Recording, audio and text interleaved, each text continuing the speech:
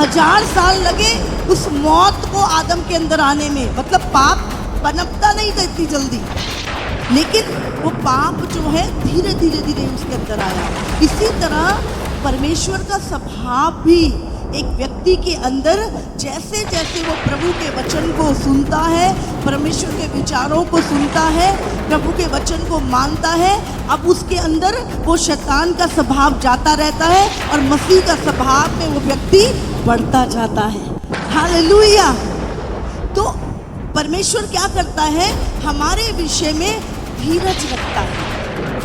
समझ रहे, वो धीरज धरता है कि कोई बात नहीं, मुझे पता है ये किसके चुंगल में था, पहले किसके द्वारा चलता था, और वो पुराना स्वभाव, इसीलिए प्रभु कहता है कि तुम अब मसीह के स्वभाव में बढ़ते जाओ और तुम्हारा जो पुराना मनुष्यत्व था वो धीरे धीरे धीरे धीरे नष्ट होता जाता है और तुम परमेश्वर के विचारों में बढ़ते जाते हो। हालेलुया।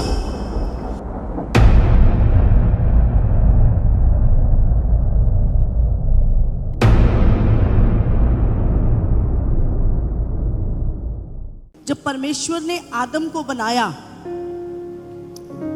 तो परमेश्वर ने उसको क्या दी, आज्ञा दी, और जब तक आदम परमेश्वर की आज्ञा में बना रहा, वो प्रभु के भय में बना रहा और उसकी लाइफ में कोई प्रॉब्लम नहीं थी। लेकिन जैसे ही उसने शैतान की आज्ञा को माना, उसने अनाज्ञाकारिता की और वो प्रॉब्लम में चला गया, फंस गया। अब उसके अंदर किसकी सोच आ गई, शैतान की। क्यों? क्योंकि उसने शैतान का कहना माना और वो शारीरिक हो गया और उसकी शरीर की आंखें खुल गई, और अब उसकी सोच कैसी हो गई, जैसी शैतान की सोच है। समझ रहे? क्योंकि अब वो एक आत्मा के चलाए चल रहा है जो दुष्ट है। बाइबल भी हमें इफिसियों में बताती है कि जब हम मसीह में नहीं थे तो हम उसी आत्मा के चलाए चलते थे। समझ रहे? अब मनुष्य, आदम के बेटे ने क्या किया, कैन ने, उसने पहली हत्या की अपने सगे भाई की। तो ये स्वभाव उसको, कैन को कहां से मिला, शैतान से, दुष्ट से मिला ये स्वभाव ना। और जब हम मसीह को नहीं जानते थे तो हम किसके कंट्रोल में थे, वो आदम से ही तो चल रही है जनरेशन, आदम से सारी पीढ़ियां निकली, आदम से पूरी दुनिया बनी। जैसे बाइबल कहती है कि एक आदम से पाप आया, पाप के द्वारा मृत्यु आई और मृत्यु सारे मनुष्यों में फैल गई। समझ रहे हैं? तो पहले पाप आया, फिर मृत्यु आई और मौत सब लोगों में फैल गई। तो पाप का जो स्वभाव है वो हमें विरासत में मिला। ऐसा नहीं तुम पाप करते हो इसलिए तुम पापी थे, तुम्हें वो पाप का नेचर, लालच, घमंड, बुराई, झूठ, जो कुछ शैतान के अंदर था वो नेचर तुम्हें जन्म से मिला। छोटा सा बच्चा है, मुंह पे चॉकलेट लगी होती है, तुमने चॉकलेट खाई? नहीं खाई। हाँ, मुंह पे चीनी लगी होती, तूने चीनी खाई? नहीं, मैंने नहीं खाई। अब इतना इनोसेंट बच्चा झूठ बोल रहा है और डर रहा है, डर के मारी तो झूठ बोल रहा है। वो किसने सिखाया उसको झूठ? आपने सिखाया। अभी तो वो दुनिया में भी नहीं गया, तो वो झूठ कहां से आया? स्वभाव से, जन्म से। बाइबल में लिखा है भजन संहिता 51 में कि वो मनुष्य पाप के साथ ही मां के गर्भ में बढ़ा और पाप के साथ ही उत्पन्न हुआ। मैं कहा, मैंने तो पाप ही नहीं किया, मैं धर्म के साथ कैसे पैदा हुआ? लेकिन बाइबल हमें बताती है कि हम, वो जो पाप का स्वभाव जो हमें शैतान से मिला वो हमारे डीएनए में आ गया। फिर जब हम प्रभु यीशु मसीह के पास आते हैं तो बाइबल कहती है जितनों ने, यूहन्ना 1:12 में लिखा है कि जितनों ने प्रभु यीशु मसीह के ऊपर विश्वास किया उन सब को परमेश्वर ने अपनी संतान होने का अधिकार दे दिया है। 1000 साल लगे उस मौत को आदम के अंदर आने में, मतलब पाप पनपता नहीं था इतनी जल्दी, लेकिन वो पाप जो है धीरे धीरे धीरे उसके अंदर आया। इसी तरह परमेश्वर का स्वभाव भी एक व्यक्ति के अंदर जैसे जैसे वो प्रभु के वचन को सुनता है, परमेश्वर के विचारों को सुनता है, प्रभु के वचन को मानता है, अब उसके अंदर वो शैतान का स्वभाव जाता रहता है और मसीह का स्वभाव में वो व्यक्ति बढ़ता जाता है। हालेलुया। तो परमेश्वर क्या करता है, हमारे विषय में धीरज रखता है। समझ रहे, वो धीरज धरता है कि कोई बात नहीं, मुझे पता है ये किसके चुंगल में था, पहले किसके द्वारा चलता था, और वो पुराना स्वभाव। इसीलिए प्रभु कहता है कि तुम अब मसीह के स्वभाव में बढ़ते जाओ और तुम्हारा जो पुराना मनुष्यत्व था वो धीरे धीरे धीरे धीरे नष्ट होता जाता है और तुम परमेश्वर के विचारों में बढ़ते जाते हो। तभी तो अभी कितनी सारी गवाहियां हम जो सुनते हैं। मैं 20 साल से शराब पीता था, पर जब मैं प्रभु के पास आया, जैसे ही वो प्रभु का बेटा बना, विश्वास किया, तो उसने वो नशे छोड़ दिए, उसने वो व्यभिचार छोड़ दिया, उसने वो गालियां बकना छोड़ दिया, उसने वो रिश्वत लेनी छोड़ दी, उसने वो झूठ बोलना छोड़ दिया, उसने वो लालच करना छोड़ दिया। तो ये चीजें कब आती हैं? जब एक व्यक्ति परमेश्वर का पुत्र बन जाता है, परमेश्वर की संतान बन जाता है, तो धीरे धीरे धीरे क्या है, बदलता जाता है। अगर कोई परमेश्वर की चीजों को अपने अंदर धारण नहीं कर रहा तो वो क्या बनता जाएगा? दुष्ट बनता जाएगा। बहुत सारे देखे ना, मैं नहीं बदलूंगा, मैं जैसा हूं ठीक हूं, ये घमंड है। सबसे पहले अपनी चीजों को, अपनी पुरानी बीमारियों को जो शैतान ने हमारे अंदर लगा रखी थी, चाहे वो जलन की है, चाहे वो क्रोध की है, कोई भी ऐसी चीजें जो बाइबल में लिखा है, शैतान आरंभ से झूठा है। लिखा नहीं लिखा बाइबल में? शैतान आरंभ से हत्यारा है। वो आरंभ से क्रोध, गुस्सा, किसी का बुरा करने से पहले पहले गुस्सा ही आता है आपको, उस व्यक्ति के प्रति जलन आती है, गुस्सा आता, तभी आप हत्या करते हैं। समझ रहे हैं? बुरा बोलते, जो भी चीजें हैं। तो ये स्वभाव हमें क्या है? आदम से मिला। तो अब क्या है? अब हमें किसकी संगति करनी है? बुद्धिमान कौन है? जो परमेश्वर का वचन सुनकर थर थर कांपता है। अब तुम उसकी संगति करोगे तो तुम क्या हो जाओगे? बुद्धिमान हो जाओगे। लेकिन अगर आप ऐसे व्यक्ति की संगति कर रहे हैं जिसका स्वभाव नहीं बदला, जो प्रभु की आज्ञाओं में नहीं चल रहा, जो व्यक्ति संसार में है, संसार की रीतियों को फॉलो करता है, और अगर आप ऐसे व्यक्ति के इन्फ्लुएंस में है या ऐसे व्यक्ति के पीछे चल रहे हैं, तो एक तरीके से आप उल्टा चल रहे हैं। आप उल्टा चल रहे हैं। आपको बढ़ना परमेश्वर के स्वभाव में है, लेकिन आप क्या कर रहे हैं? पीछे जा रहे हैं। आप मसीह में तो हैं, पर आप ऐसे व्यक्ति के इन्फ्लुएंस में चलकर आप क्या कर रहे हैं? दोबारा से शैतान की गिरफ्त में आने वाले हैं। तो हमें बहुत ध्यान से इस समय पर देखना है कि मैं किसकी संगति में हूं, मैं किसकी बातों को सुन रहा हूं और किसकी बातों को सीरियस ले रहा हूं, संसार के व्यक्ति की बातों को या आत्मिक व्यक्ति की बातों को मैं सीरियस ले रहा हूं। ये आपका जो एटीट्यूड है वही आपको बनाता है और फ्यूचर में वही रिजल्ट आपकी लाइफ में आएगा। कल मैं बात कर रही थी, मैंने बोला अगर हर व्यक्ति रिजल्ट को याद रखे तो वो गलत नहीं चलेगा। हम जो भी करते हैं हम बस करते हैं, हम रिजल्ट को नहीं सोचते। इसीलिए परमेश्वर ने जब आदम को बोला कि जिस दिन तू इस पेड़ का फल खाएगा उसी दिन तू निश्चय मर जाएगा। समझ रहे? तो परमेश्वर ने उसको उसके काम का रिजल्ट बताया। अब देखो बाइबल में क्या लिखा है, तू बुद्धिमानों की संगति कर तो तू बुद्धिमान हो जाएगा। पर लिखा है अगर तुम मूर्खों का साथी, मूर्ख कौन है? जो ये कहता है परमेश्वर नहीं है। अगर आप नीति वचन को पढ़े या भजन संहिता को पढ़े तो उसमें धर्मी के का रिजल्ट है और पापियों का भी रिजल्ट है। धर्मी का वंश कभी भीख मांगते नहीं देखा गया, लेकिन व्यभिचार के कारण मनुष्य वेश्यागमन के कारण टुकड़ों का भिखारी हो जाता है। तो उसमें हर एक चीज का क्या है? रिजल्ट लिखा हुआ है। शैतान क्या है? आपको सिर्फ सुंदर सुंदर दिखाता है। ऐसा करेंगे ऐसा हो जाएगा, ऐसा करेंगे ऐसा हो जाएगा, ऐसा हो जाएगा। वो क्या रिजल्ट नहीं बताएगा भाई, तू ये कर रहा है जो, इसके बाद क्या होगा, फिर कहां भागेगा तू। किसी ने बोल दिया, हा हा हा हा, पीछे लग गए उसके।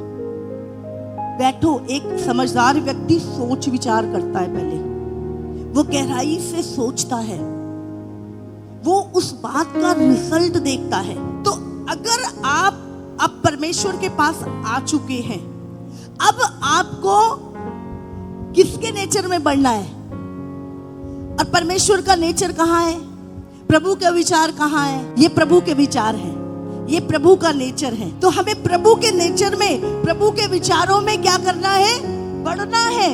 आप देखोगे फिर रिजल्ट को हमेशा। अभी देखो, हनन्या सफीरा ने जब झूठ बोला थोड़े से धन के कारण, रिजल्ट क्या आया, मौत। बाइबल में जो चीजें लिखी हैं वो हमारी चेतावनी के लिए हैं। अभी कहीं पर हम रोड पे जाते हैं, है ना, तो वहां पे लिखा होता है आगे खतरनाक मोड़ है, कृपया गाड़ी धीरे चलाएं। तो वो क्यों लिखा है कि आप जिस स्पीड में हैं उसी में मत चलते रहिए भाई, आगे मोड़ है, पता लगे सीधे जाके गड्ढे में गिरे।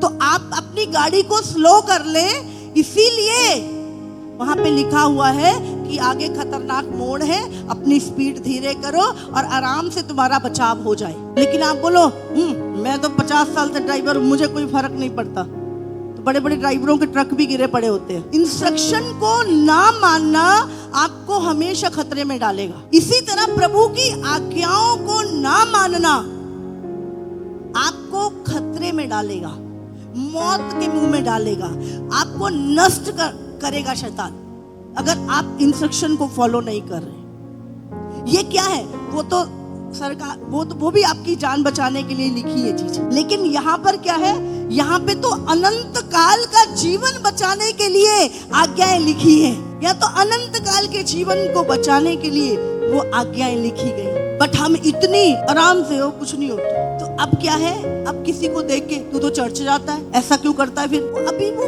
मनुष्य का स्वभाव क्या है, पुराना स्वभाव जो आदम से मिला है वो धीरे धीरे बदलेगा।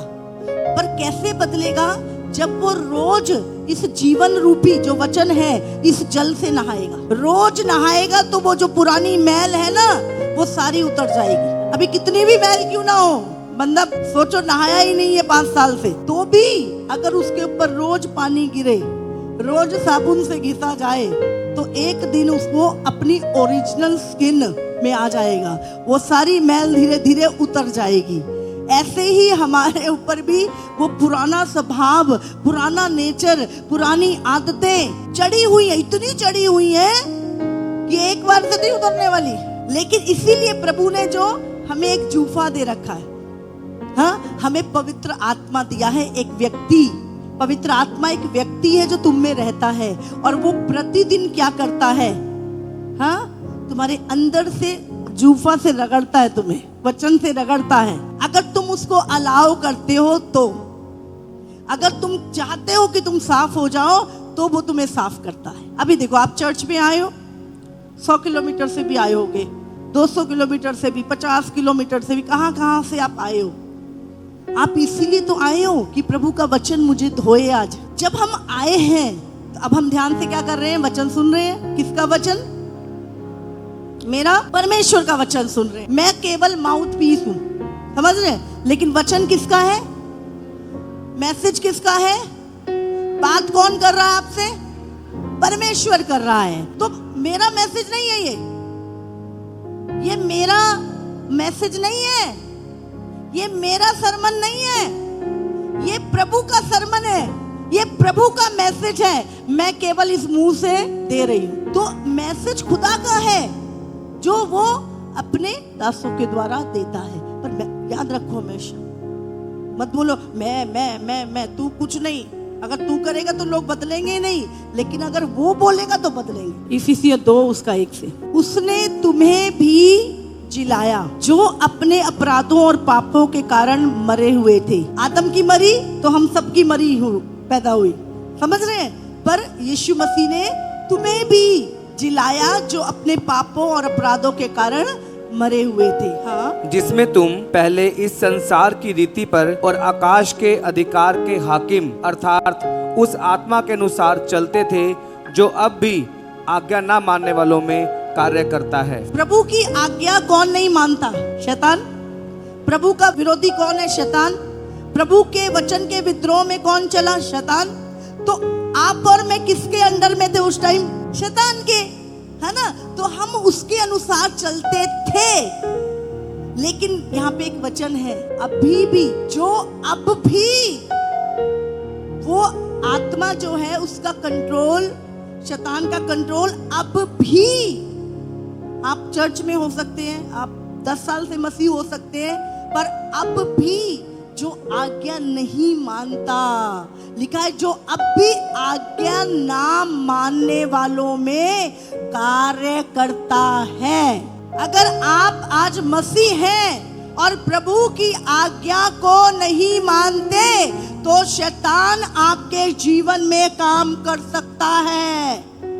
आपको क्या लिखा है? वो कार्य करता है। बहुत सारे लोग होते हैं जिसमें एक बारी दुष्ट आत्मा निकली वापस नहीं आती, पर कुछ लोग होते हैं जिनको बार बार दुष्ट आत्मा अटैक करती है। तो हमें क्या चेक करना है कि पास्टर में कमी है या प्रभु की सामर्थ में कमी है या प्रभु पक्षपात कर रहा है, या हमें क्या चेक करना है? आज्ञा। वो व्यक्ति आज्ञा नहीं मान रहा, कोई वो व्यक्ति अभी भी पाप में है, अभी भी व्यभिचार में, अभी भी झूठ बोलता है, लालच करता है, चोरियां करता है, तो अभी भी क्या है? शैतान उसके जीवन में आज्ञा ना मानने वालों में कार्य करता है। तो अगर आप चाहते हैं कि शैतान आपके जीवन में कार्य बिल्कुल ना करे तो क्या करना है? आज्ञा को मानना है। अगर आप बोलो शैतान मेरे जीवन में बहुत काम कर रहा है पास्टर जी, शैतान बहुत काम कर रहा है, तो मैं क्या बोलूंगी? नहीं, मैं डंडा लेके आती हूँ अभी। मैं क्या बोलूंगी? चेक करो अपनी लाइफ को, चेक करो अपनी होलीनेस को, चेक करो अपने हाथों के कामों को, चेक करो अपनी आंखों को, चेक करो क्या सुन रहे हो, चेक करो अपने आप को, कहाँ पे आज्ञा टूट रही है, और उस डोर को बंद करो। शैतान करना बंद कर देगा। उसकी इतनी औकात नहीं है कि प्रभु के लोगों को छू सके, उसकी इतनी औकात नहीं है कि वो तुम्हारे घर में एंटर कर सके। लेकिन क्या है? आज्ञा ना मानने के कारण वो तुम्हारे जीवन में, तुम्हारी फैमिली में, तुम्हारी मैरिज में, तुम्हारे बच्चों की लाइफ में कार्य करता है। इसीलिए क्या करना है?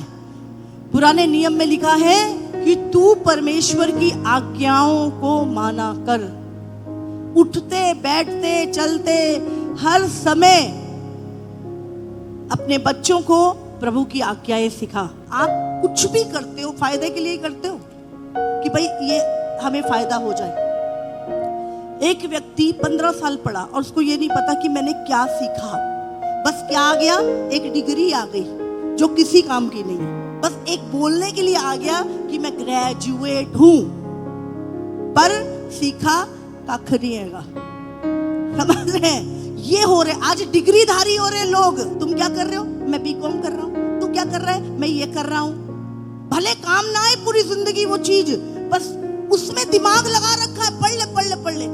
भाई ये पढ़ ले, ये तेरे काम आएगा, इससे तू बुद्धिमान हो जाएगा।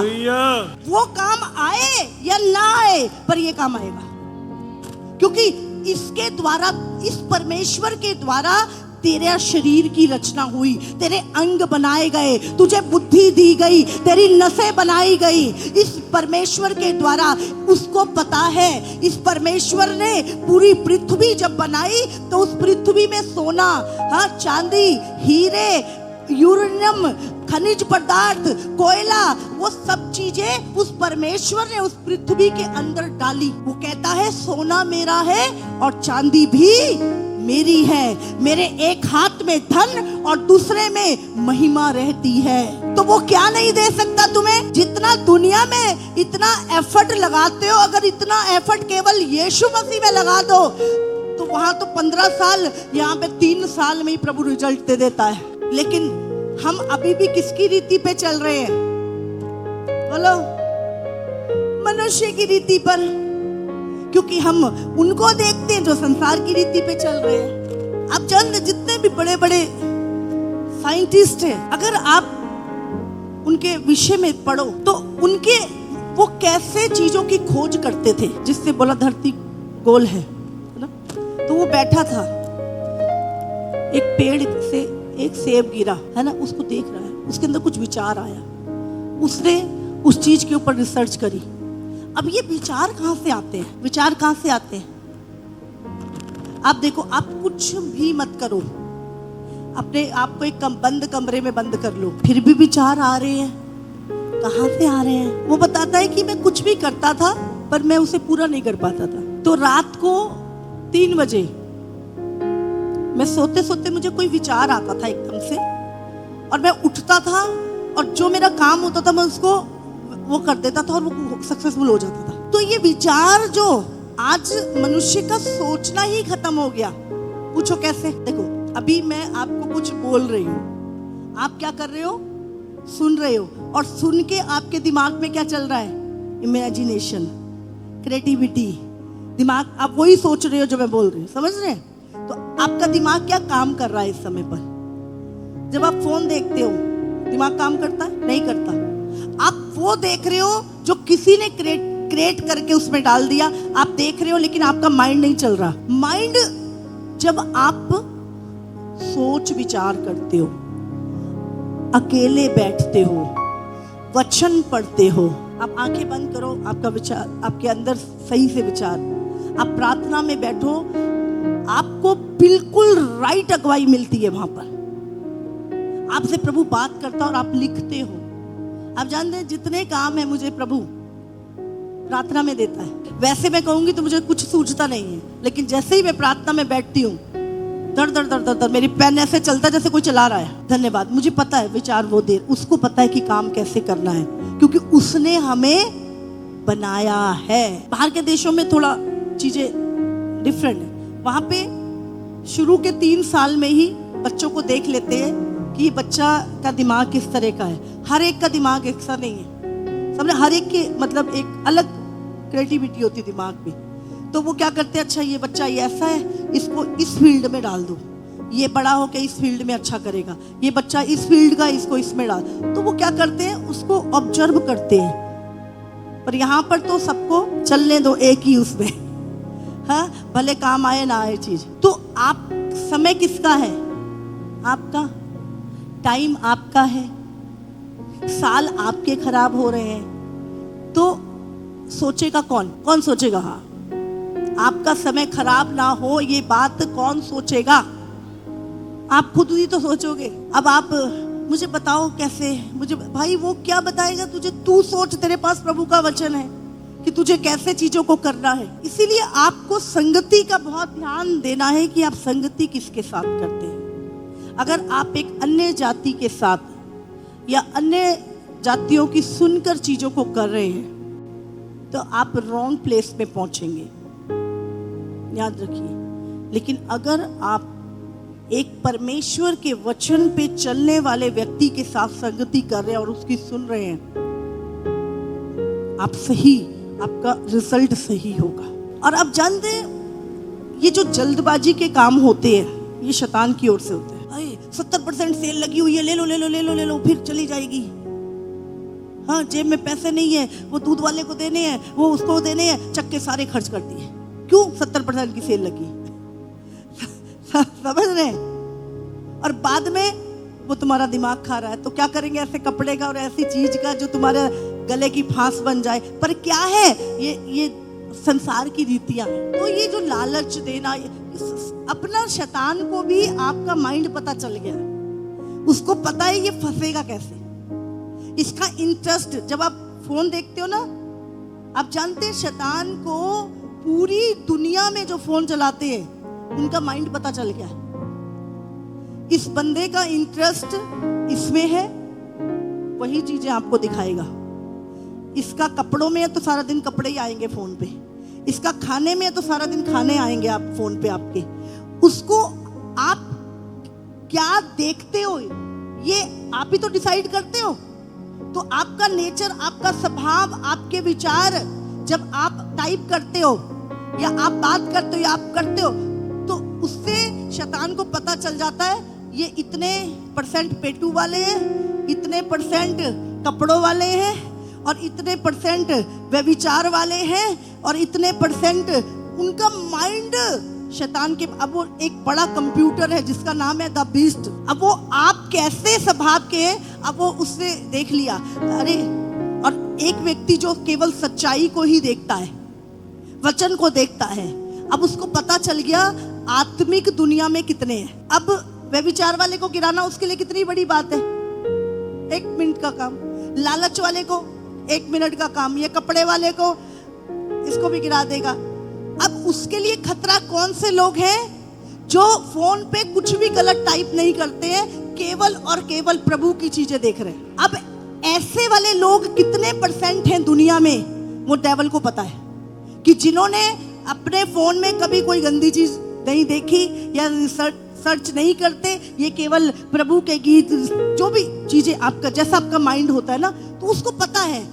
अब वो उसको पता है कि ऐसे वाले केवल 10% हैं, तो अब वो अपनी युक्तियां किसके लिए बनाएगा, 10% वालों के लिए। बाकी तो उसके लिए आसान ही है, 2 थप्पड़ में गिर जाएंगे, थोड़े से लालच में गिर जाएंगे। लेकिन अब ये 10% वाले उसके लिए खतरा है, जो वो संसार की जो अभिलाषाएं है उसमें उसके नहीं देखते हो। अब उनके खिलाफ शैतान क्या करता है, उनको गिराने के लिए युक्तियां बनाता है। इसीलिए हमें क्या करना है, बुद्धिमानों की संगति, प्रार्थना में, उपवास में बने रहना है, ताकि उसका कोई भी तीर जब वो आएगा, ना इसको किसी चीज का लालच, ना कोई घमंड, नंबर इतना है, कोई कुछ बोल दे, कुछ बोलता ही नहीं है। वो सारे स्वभाव जब प्रभु, मैं घुसूं कहां से, जाऊं कहां से इसके जीवन में, तो उसको कोई रास्ता नहीं मिलेगा।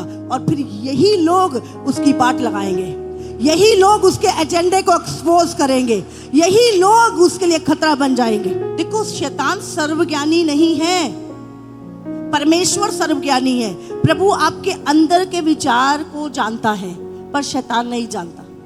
शैतान कैसे जानता है, जब तुम कोई एक्शन लेते हो। अब उससे फोन सबसे इजी उसका है। आप अकेले में जब होगे तो आप असली आपका अंदर बाहर निकल के आता है, आपको क्या चाहिए, आप कौन से वाले बंदे हो। तो शैतान को पता है ये वाला बंदा है, बस उसने ना डिवाइड कर लिया। अभी उसको पता लग गया है कि दुनिया में कितने % है जिनको मैंने ये दुनिया के अच्छे बुरे के ज्ञान में, पढ़ाई में डाल रखा है। ये सिर्फ दुनिया की पढ़ाई है, उसको पता पीछे से वो गेम खेल रहा है। सबसे खतरनाक है शैतान के लिए जो प्रभु के पीछे है। और मैं चाहती हूँ वो खतरनाक सारे यही पाए जाए, वो इसी चर्च में पाए जाए, और बाकी चर्चों में भी ये खतरनाक वाले लोग होने चाहिए जो शैतान के एजेंडे को समझते हों। नहीं तो उसने लगा रखा है, लोग अगर किसी को कुछ बोलो, तुमने क्या लेना है, हमारी जिंदगी है। भाई उससे कुछ नहीं लेना, वो तेरी आंखें खोल रहा, तुझे दिख नहीं रहा। और शुरू में ये बातें क्या है, ज्यादा बुद्धिमान लोगों को ना बेकार लगती है,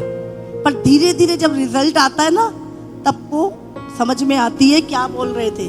प्रभु कहता है कि नॉर्मल लोग जो नॉर्मली लाइफ में जीते हैं, उनकी जो सोच होती है वो केवल यहाँ तक देख पाती है। और मैं किसी टॉपिक पे बात कर रही थी, तो मैं उनके जब विचार सुन रही थी, तो उनका देखना बहुत करीब से, उस समय एकदम से मेरे को रियलाइज हुआ कि जो मैं देख रही हूँ, मैं बहुत हाइट पे जाके देख रही हूँ और मुझे सारी पिक्चर क्लियर दिख रही है। बट जो शरीर में चलते हैं, जो संसार की रीति से चलते हैं, उनको बस उतना ही दिखता है। शैतान उनकी सोच एक लिमिटेड होती है, पर एक आत्मिक व्यक्ति जो होता है उसके पास परमेश्वर की सोच होती है। और परमेश्वर की सोच जो है वो मनुष्य के सोच से, बाइबल में लिखा है, मनुष्य के विचार से आसमान जितनी ऊंची होती है। समझे, उसका सोचना और उसका देखना आम मनुष्य को जैसा नहीं होता, क्योंकि वो चीजें देख सकता है जो शैतान इस व्यक्ति को देखने नहीं दे रहा। इसीलिए जब आप आत्मिक व्यक्ति के पास जाएंगे तो आपकी सोच टोटली चेंज हो जाती है, आपका सोचना ही, और फिर आपको दिखने लगता है। समझे, अभी आप प्रचार सुन रहे हैं ना, आपको दिख रहा है, अब जो चीजें मैं बोल रही हूँ आपको दिखना है। वचन क्या, प्रकाशन है, प्रकाश हो रहा है आपके यहाँ पर ना, जो है प्रकाश हो रहा है, आपको दिखनी शुरू हो रही है चीजें। कोई एक व्यक्ति जो संसार में है वो कैसे चल रहा है, मुझे कोई वो नहीं है, मेरा काम है बस उसको वचन सुनाना, उनके विषय में बताना। पर मुझे अगुवाई पवित्र आत्मा की, वचन की, और अपने अगुओं की जो प्रभु के अनुकरण कर रहे हैं। मुझे वो अगुवाई चाहिए, समझ रहे हैं, सबसे पहले।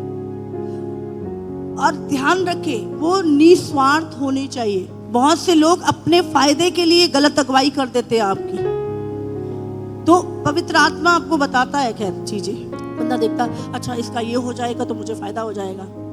पर जो एक सच्चा अगुवा होगा ना, वो भेड़ से प्यार करेगा। वो ये नहीं देखेगा इसको क्या नुकसान, वो उसको बचाएगा। वो अपना फायदा नहीं देखेगा, मुझे दूध मिलेगा, मुझे ये बकरी का मांस मिलेगा और मुझे इसके भेड़ के ऊपर से बाल उतारने को, वो फायदा नहीं देखेगा। वो ये देखेगा ये बकरी कहीं गिर ना जाए पहाड़ से, वो देखेगा ये कांटों में फंस ना जाए कहीं पर, या कहीं इसको कोई चुरा ना ले, कहीं इसको जख्म ना, वो उसकी बिल्कुल प्रेम के साथ उसकी चिंता करेगा। यूनिटी बिल्ड करो आपके परिवार में, यूनिटी चर्च में, यूनिटी भाई बहनों के बीच में, एक यूनिटी है ना, एक मसीह यूथ अपनी यूनिटी बिल्ड करे। आप देखो, आप अकेले बैठे हो, लेकिन अगर 3-4 प्रभु के बच्चे आपके साथ बैठे और वो प्रभु की बातें कर रहे हैं, आपकी निराशा दूर हो जाती है, हाँ, आपकी उदासी दूर हो जाती है और आप दोबारा से खड़े हो जाते हो। तो एक अच्छी संगति, समझ रहे, अच्छी संगति बहुत जरूरी है इस अंत के समय में आपके लिए।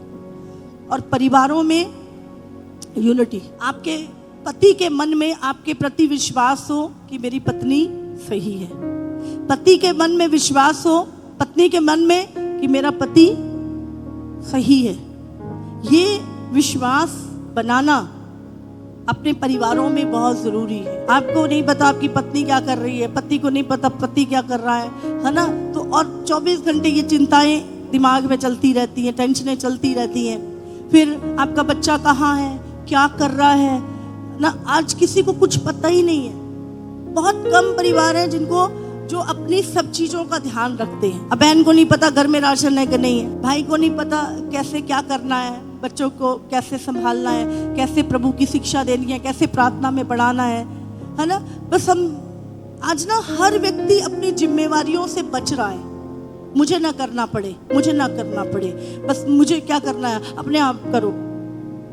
समझ रहे हैं, बाइबल में लिखा है जो व्यक्ति काम ना करे वो रोटी भी ना खाए। लिखा नहीं लिखा, ये प्रभु ने लिखा है, मैंने नहीं लिखा। समझ रहे हैं, तो हमें क्या करना है, जो भी काम खुदा ने हमें सौंपा है, चाहे वो सेवा का है, चाहे वो परिवार का है, चाहे कोई किसी भी तरह का, जिम्मेवार बनो, जिम्मेवारियों से भागो मत, जिम्मेवारियों को पूरा करो। और जब आप पूरा करोगे, मैं आपको बता रही हूँ, आपको सुकून और शांति मिलेगी। जब आप कोई भी प्रभु की आज्ञाओं को मानते हो, आपको सुकून मिलता है। किसी दुष्ट को डांटते भी हो ना, तो भी आपको सुकून मिलता है कि भाई इसको समझा दिया है, अब प्रभु ये सही चलेगा। आपकी डांट में भी आपका प्यार मिला होता है। बाइबल कहती है तू अपने माता पिता की आज्ञा मान, अपने माता पिता का आदर करो, चाहे वो आपके आत्मिक माता पिता है, चाहे वो आपके शारीरिक माता पिता है। पर ये नहीं लिखा कि तू वचन में कॉम्प्रोमाइज कर। वचन में कॉम्प्रोमाइज ऐसा नहीं, अरे अब मेरी मम्मी कह रही है भाई वहां जाना है, तो ये नहीं। आप आदर करो, सम्मान करो, हर सब कुछ, पर वचन के साथ कॉम्प्रोमाइज नहीं, उसके लिए नहीं। समझ रहे, तो वचन को पूरा करना है। और यही वचन में भी ये लिखा है कि तू अपने माता पिता का आदर कर। अपने बच्चों को, ठीक है, पढ़ाई तो इसी जीवन के लिए, और वो भी नहीं पता काम आएगी कि नहीं आएगी। अब बच्चे ने बीए कर रही है, कोई काम नहीं, पर उसने स्किल सीखा, कोई काम सीखा, वो काम आ रहा है। तो हमें कई बार लगता है बहुत सारी चीजें, तो ये शैतान का ना एक है कि इंसान पूरी जिंदगी ना इसी में उलझा रहे। इसी में बच्चा पैदा होता है, उसके लिए ऐसे खिलौने बना दिए, बस इसी में खेलता रहे। थोड़ा बड़ा होता है, बस यही कार्टून में लगा रहे, कार्टून बना दिए। थोड़ा सा बड़ा होता है, थोड़े ब्रांडेड कपड़े पहनने का, अच्छा बाइक चलाने का शौक चढ़ जाता है ना। थोड़ा सा उससे बड़ा होता है, अब शादी करनी है, लड़कियां देखने लगता है, हाँ, लड़कियां जो भी है। पर जीवन में, रियल में उस जीवन लाइफ को परमेश्वर के अनुसार कैसे जीना है, वो किसी को नहीं पता और ना दुनिया में कोई बताता है। वो केवल और केवल परमेश्वर का वचन हमें सिखाता है। प्रभु का वचन कहता है लड़के को उस मार्ग की शिक्षा दे जिसमें उसको बुढ़ापे तक चलना है। उसको बड़ों का आदर करना सिखा, हाँ, उसको अपने मुंह की जबान को साफ रखना सिखा, उसको गलत बातों के प्रति अवेयर करना। तो ये सारी चीजें प्रभु का वचन जब तुम प्रतिदिन अपने घर में पढ़ते हो, है ना, तो प्रभु का वचन बात करता है। हालेलुया। आप सबको जय मसीह की। इसी तरह से परमेश्वर के और सामर्थी और अद्भुत प्रकाशनों को अपने जीवन में ग्रहण करने के लिए हमारे YouTube चैनल को सब्सक्राइब करें ताकि हर एक वीडियो का नोटिफिकेशंस आप तक पहुंच सकें। हालेलुया।